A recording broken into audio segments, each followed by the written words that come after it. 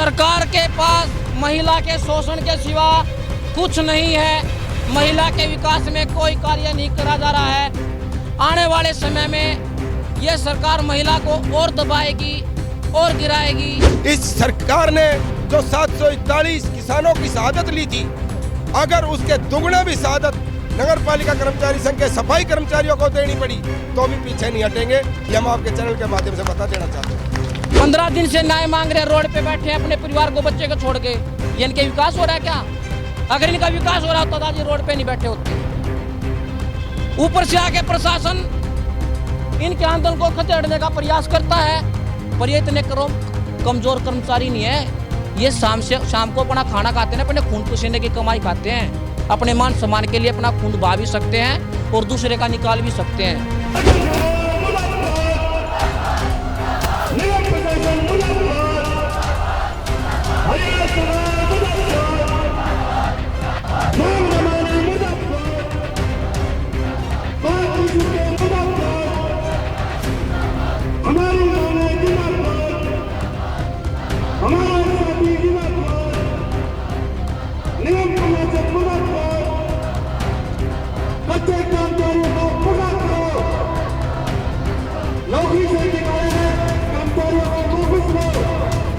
आज हमारा कोई समझौता नहीं होता प्रशासन से तो हम 11 तारीख से पूरा गुड़गांव का चक्का जाम करेंगे। इसमें 70% वाल्मीकि समाज काम करता है।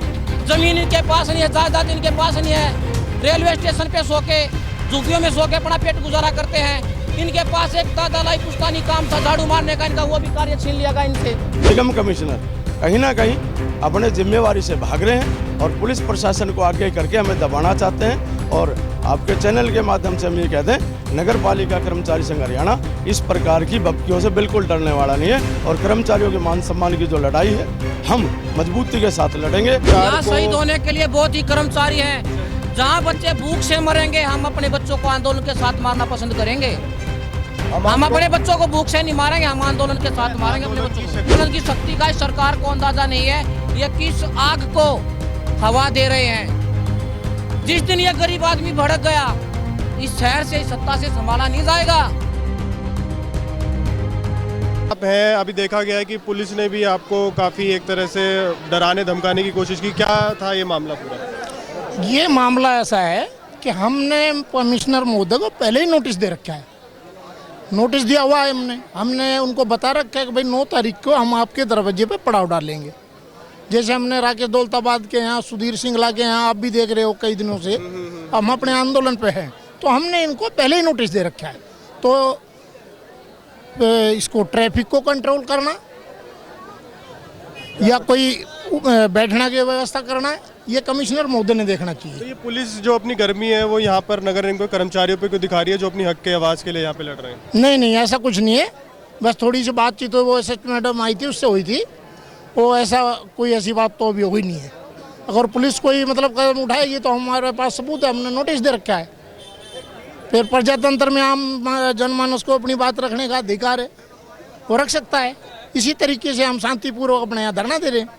हम विधायक सुधीर सिंगला के आवास पर भी गए, बादशाहपुर विधायक राकेश दौलताबाद के आवास पर भी हमने जाकर के 2 दिन गुहार लगाई। आज निगम कमिश्नर फूलचंद मीणा के आवास पर आए हैं और ये जो पुलिस तानाशाह रवैया अपना रही है, हमें धमकाने का प्रयास किया जा रहा है। हम आपके मंच चैनल के माध्यम से ये बता देना चाहते हैं कि हम शांति प्रिय तरीके से अपना आंदोलन कर रहे हैं। और नगर पालिका कर्मचारी संघ हरियाणा हमेशा कर्मचारियों के जो मांग मुद्दे हैं उनको बातचीत के माध्यम से सुलझाने में विश्वास रखता है, लेकिन निगम प्रशासन इस तरीके को नहीं मानना। 5 तारीख को निगम कमिश्नर फूलचंद मीणा के साथ मीटिंग थी। उन्होंने ये जो 3480 लोग निगम प्रशासन और ठेकेदारों की मिली भगत के कारण आज नौकरी से बाहर कर दिए गए हैं।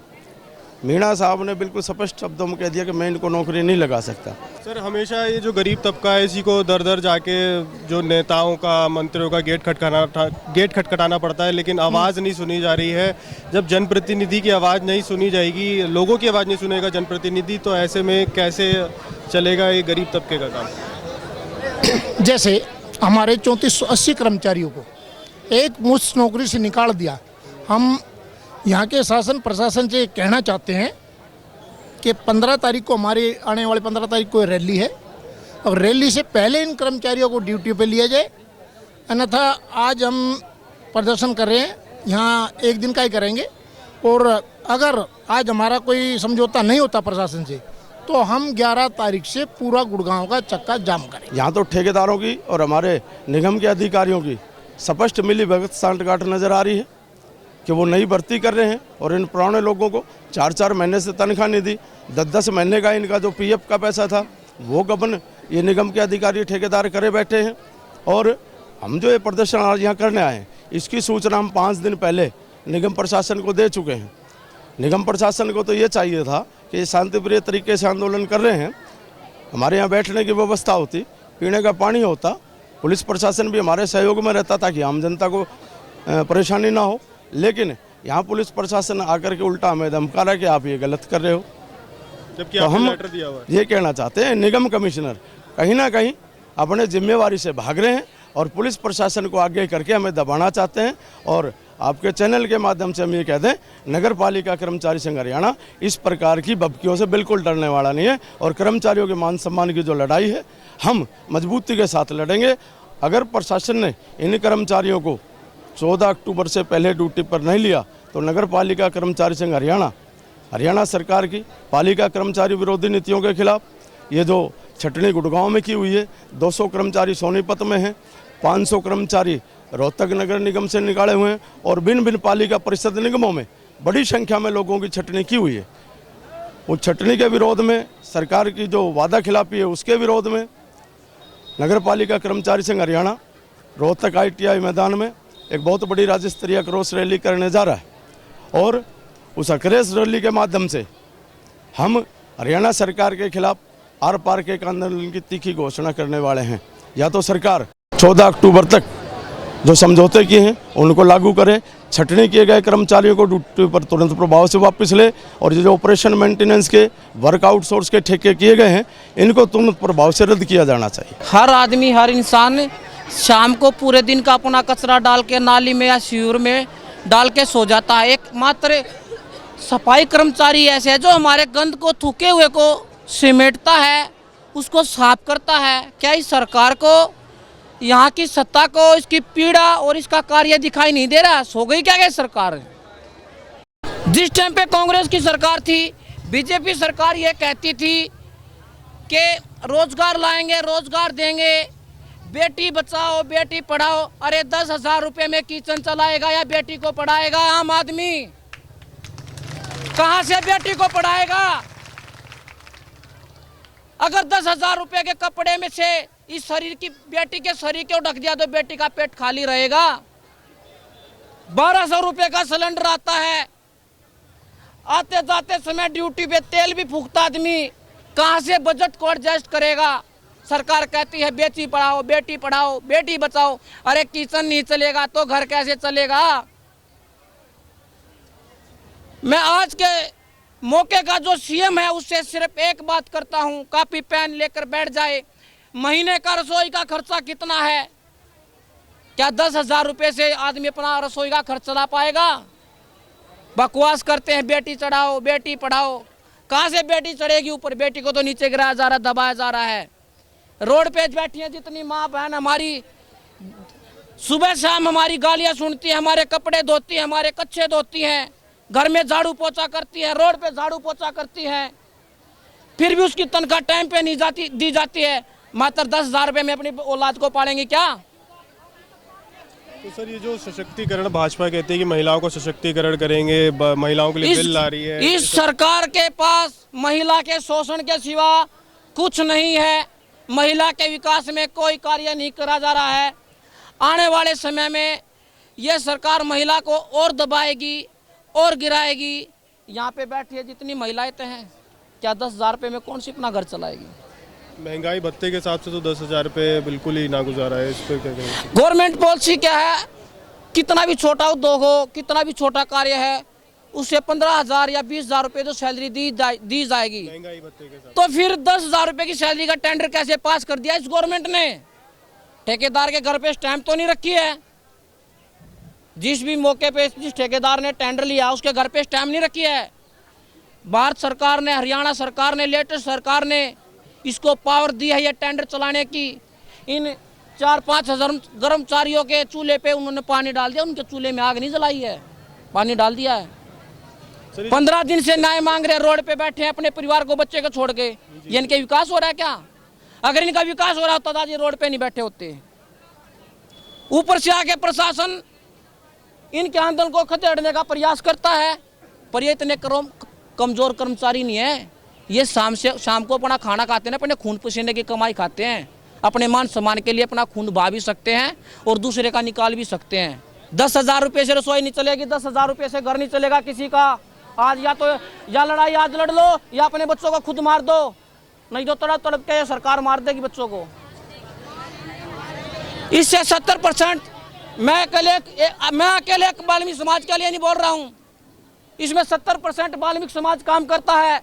जमीन इनके पास नहीं है, जायदाद इनके पास नहीं है, रेलवे स्टेशन पे सो के, झुग्गियों में सो के अपना पेट गुजारा करते हैं। इनके पास एक दादालाई पुश्तानी काम था झाड़ू मारने का, इनका वो भी कार्य छीन लिया गया इनसे। स्थिति नहीं लाना चाहते।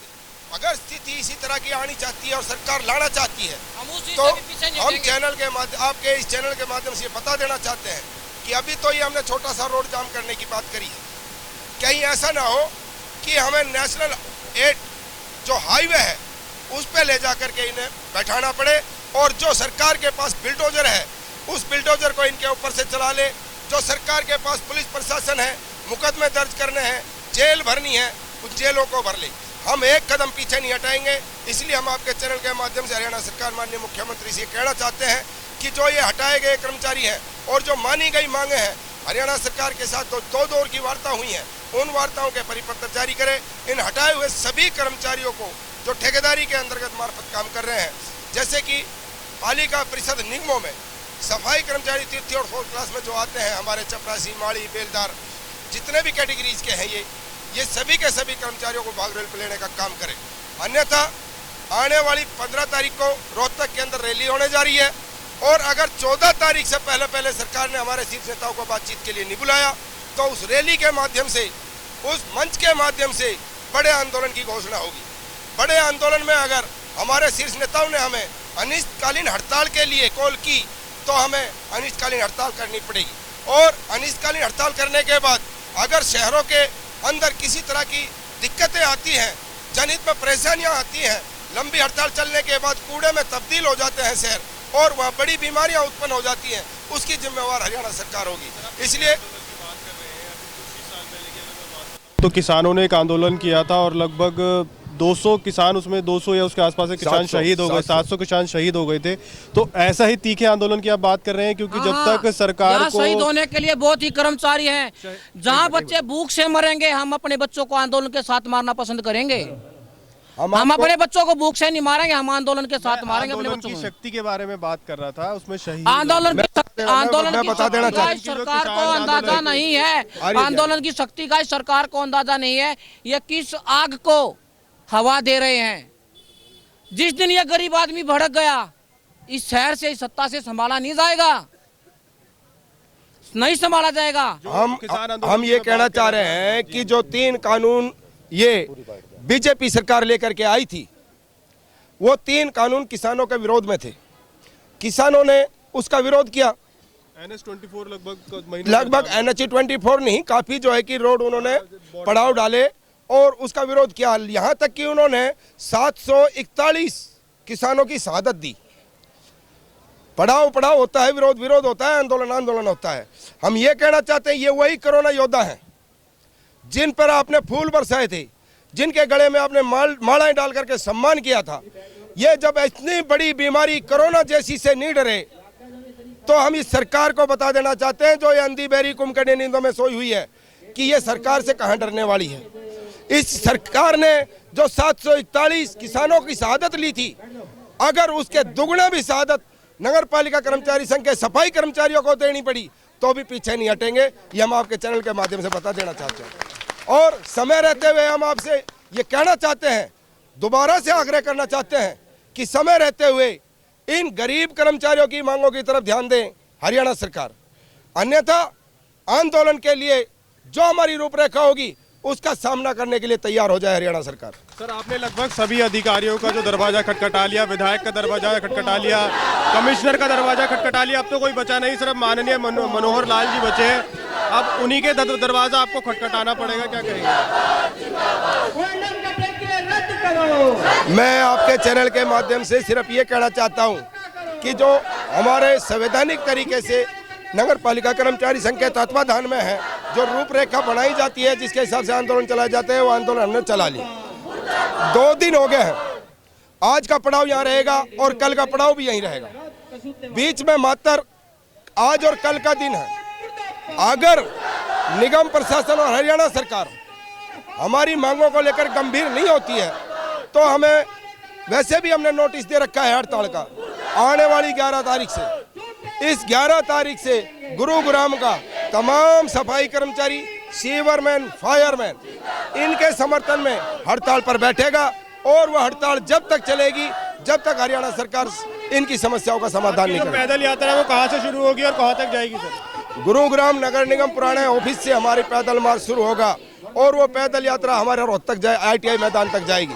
हम ये कहना चाहते हैं, पब्लिक में जाकर के, हर ग्राम में जाके, हर गांव में जाकर के कर्मचारी विरोधी नीति, किसान विरोधी नीति, मजदूर विरोधी नीतियों का हम बखान करते हुए जाएंगे और बताएंगे कि ये कर्मचारी, जब ये सरकार जब सत्ता में 2014 में आई थी, जब भी इन्होंने हमारे से लुभावने वादे किए थे और 2019 में हमने इसको जवाब देने के लिए JJP को सपोर्ट किया था।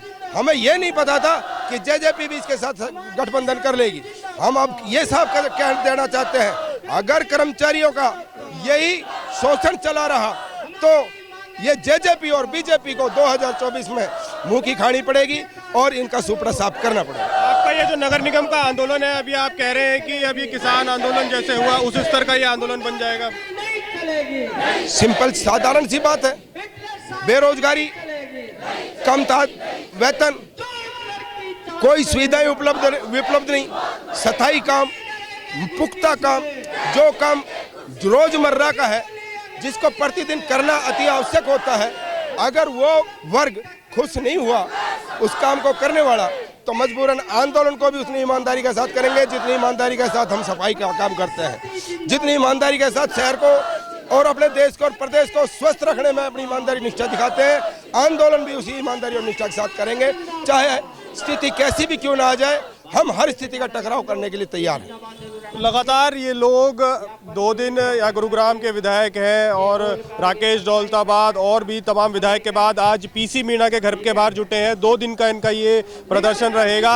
अगर PC मीणा जो कि म्युनिसिपल कॉरपोरेशन गुरुग्राम के कमिश्नर है, वो इनकी आवाज़ नहीं सुनते हैं तो इनके आगे के कार्यक्रम भी तय है। और इन्होंने जैसा कि बताया कि अगर इनकी आवाज़ नहीं सुनी गई तो जो किसान आंदोलन जो दिल्ली में देखा, सारे बॉर्डरों को सील कर दिया गया और बाद में उन्होंने जीत हासिल हुई, सरकार को किसान का जो बिल था वो वापस लेना पड़ा। इसी तरह का इनका आक्रोश भरा आंदोलन सरकार को देखना पड़ेगा और इसकी पूरी जिम्मेदारी जो है सरकार की होगी अगर उसमें किसी भी तरह की आपात स्थिति या कुछ पैदा होता है। फिलहाल इस खबर में इतना ही। बने रहे न्यू इंडिया न्यूज़ नेटवर्क के साथ। कैमरामैन वीरेंद्र के साथ मैं योगेश कुमार आर्य, गुरुग्राम से।